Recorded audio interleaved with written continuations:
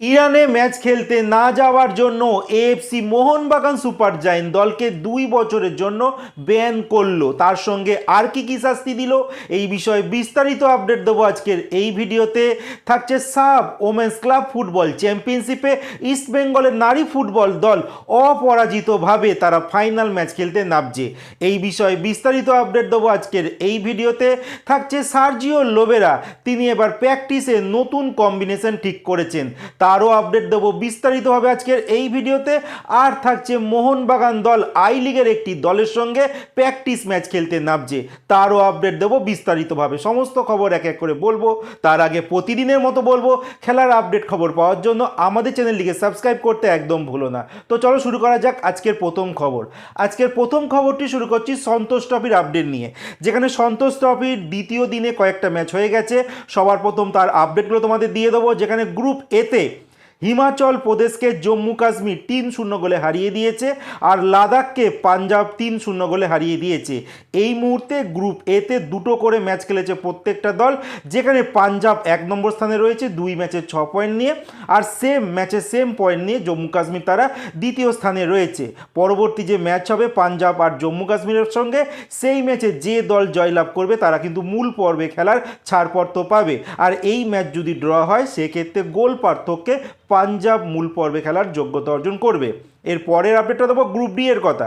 Group ডিতে নাগাল্যান্ড 3-0 গোলে হারিয়ে দিয়েছে মণিপুরকে, আর ত্রিপুরা 1-0 গোলে হেরে গেছে মিজোরামের কাছে।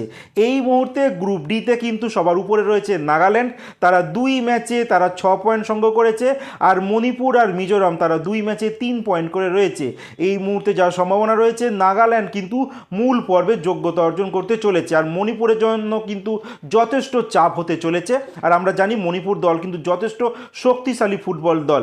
এর পরের আপডেটটা দেবো গ্রুপ জি এর কথা। গ্রুপ জিতে আন্দামান নিকোবরকে 6-0 গোলে হারিয়েছে তামিলনাড়ু।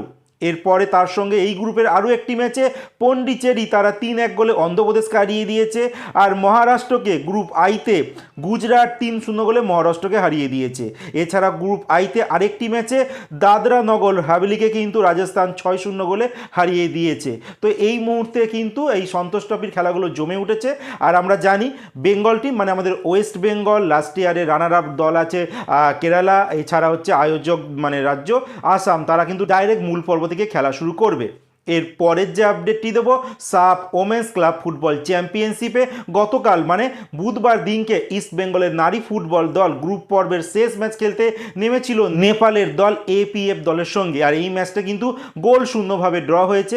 দুটো দলই কিন্তু দারুণ ফুটবল খেলে আলটিমেট ম্যাচটা কিন্তু গোল শূন্যভাবে শেষ হয়েছে, যার ফলে এই গ্রুপ পর্বে কিন্তু ইস্ট বেঙ্গল 4টে ম্যাচে 10 পয়েন্ট সংগ্রহ করেছে, আর এই এপিএফ তারা কিন্তু গ্রুপ পর্বে 4টি ম্যাচ খেলে 8 পয়েন্ট সংগ্রহ করেছে। আর এই দুটো দলই কিন্তু এবার ফাইনালে মুখোমুখি হবে 20 ডিসেম্বর মানে শনিবার দিনকে ভারতীয় সময় বিকেল 5:45 কিন্তু ইস্ট বেঙ্গল ভারতের ক্লাব তারা মুখোমুখি হবে নেপালের ক্লাব এপিএফ এর সঙ্গে। এর পরের যে আপডেটটি দেবো মোহনবাগান সুপার জায়েন্টের নতুন কোচ সার্জিও লোবেরা, তিনি কিন্তু এবার প্র্যাকটিসে নতুন একটা কম্বিনেশনকে খেলাতে চলেছেন।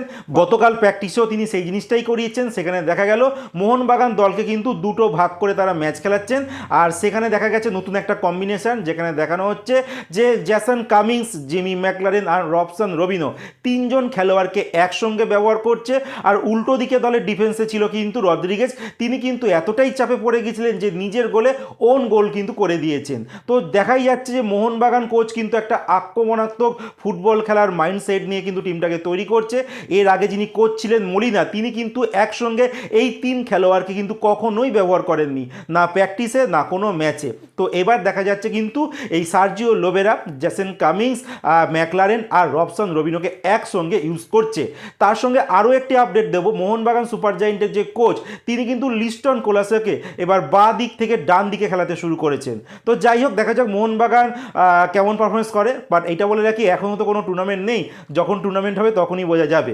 তো তার সঙ্গে যে লাস্ট আপডেটটি দেবো মোহনবাগান সুপার জায়েন্ট দল কিন্তু এবার একটা প্র্যাকটিস ম্যাচ খেলতে নামছে আগামী 19 ডিসেম্বর যুব ভারতী ক্রীড়াঙ্গনের অনুশীলন মাঠে, যেখানে তারা মুখোমুখি হচ্ছে আই লিগের দল ডায়মন্ড হারবার এফসির সঙ্গে। আর এই ম্যাচটি কিন্তু বিকেল 4:30 দিকে হবে এই যুব ভারতী ক্রীড়াঙ্গনের প্র্যাকটিস গ্রাউন্ডে। তো দেখা যাক মোহনবাগান যে এতদিন ধরে প্র্যাকটিস করছে তার রেজাল্ট কেমন বেরোয় এই ডায়মন্ড হারবার এফসির বিরুদ্ধে খেলা থেকেই বোঝা যাবে। মোহনবাগানের এই নতুন কোচ সার্জিও লোবেরা তিনি যে নতুন কম্বিনেশনটা তৈরি করেছে, এই কম্বিনেশনটা মোহনবাগানকে কতটা সাকসেস দেবে এই নিয়ে তোমাদের কি ভাবনা তোমরা কমেন্টে জানাতে পারো। এবার শেষ যে খবরটি বলবো মোহনবাগান সুপার জায়েন্ট দলকে নিয়ে, যেই মোহনবাগান সুপার জায়েন্ট দল লাস্ট 2 বছর এএফসি টুর্নামেন্ট খেলতে ইরানে যেতে না করে দিয়েছিল, তারা ইরানে যাবে না, যার ফলস্বরূপ কিন্তু এএফসির তরফ থেকে মোহনবাগান সুপার জায়েন্ট দলকে 2 বছরের জন্য ব্যান করা হয়েছে।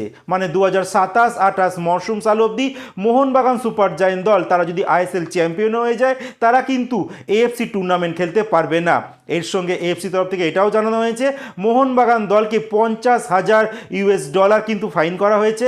এছাড়া ইরানে যেহেতু যায়নি আর ইরানের দলের যা ক্ষতি হয়েছে এই ম্যাচ আয়োজন করতে, তার জন্য মোহনবাগান সুপার জায়েন্টকে আরও $50,729 ফাইন করা হয়েছে। মানে দুটো মিলিয়ে $1,00,000-এরও বেশি কিন্তু ফাইন করা হয়েছে মোহনবাগান সুপার জায়েন্ট দলকে, যেটা কিন্তু মোহনবাগানের ইতিহাসে একটা খারাপ অধ্যায় হয়ে গেঁথে যাবে। আর এর আগেও আমরা দেখেছিলাম মোহনবাগান সুপার জায়েন্ট যখন আই লিগ খেলতো তখনও একবার তারা অবনমন হয়ে গিয়েছিল, কিন্তু সেক্ষেত্রে তারা ফাইন দিয়ে কিন্তু আবারও রিটার্ন চলে আসে।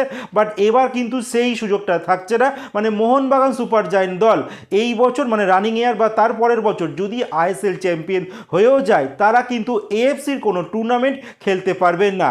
এই নিয়ে তোমাদের কি ভাবনা? মোহনবাগানকে এএফসি যে শাস্তি দিয়েছে সেটা কি ঠিক হয়েছে? তোমরা কমেন্টে জানাতে পারো।